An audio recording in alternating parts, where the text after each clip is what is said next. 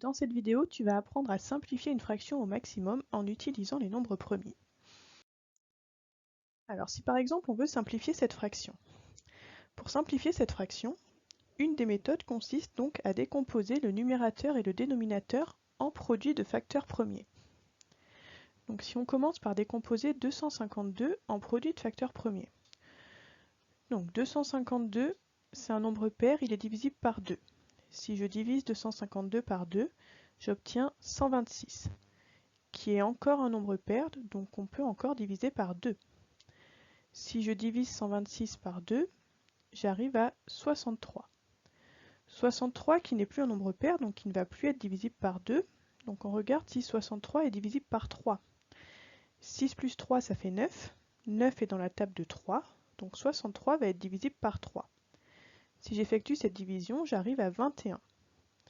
21 qui, lui, est encore divisible par 3, puisque 21, c'est 3 fois 7. Donc si je divise 21 par 3, j'arrive à 7.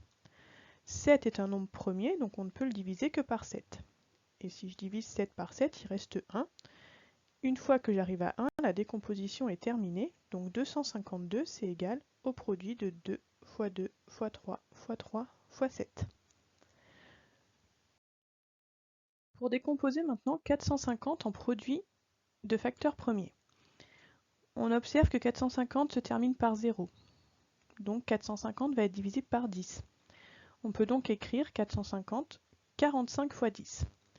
45 et 10 ne sont pas des nombres premiers. En effet, donc 45 se termine par 5, donc il est divisible par 5. 10 est un nombre pair, donc il est divisible par 2. 45 c'est 5 fois 9, et 10 donc c'est 2 fois 5. On arrive à ce produit, mais dans ce produit on a un facteur ici, 9, qui n'est pas un nombre premier. Donc il faut encore décomposer. Si je décompose 9 en produit donc de facteurs premiers, 9 c'est 3 fois 3. Donc je peux écrire que 450 va être égal à 5 fois 3 fois 3 fois 2 fois 5.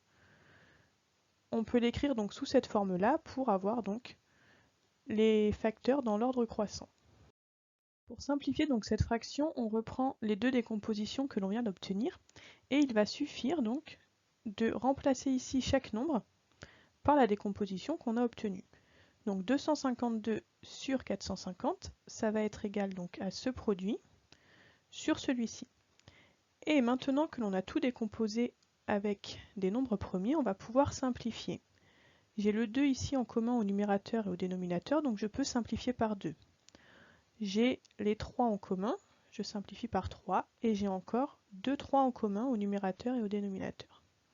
Donc je simplifie. Une fois que j'ai simplifié tout ça, je regarde donc les nombres qu'il reste au numérateur et au dénominateur. Au numérateur, il reste le produit de 2 et de 7, et au dénominateur, le produit de 5 par 5.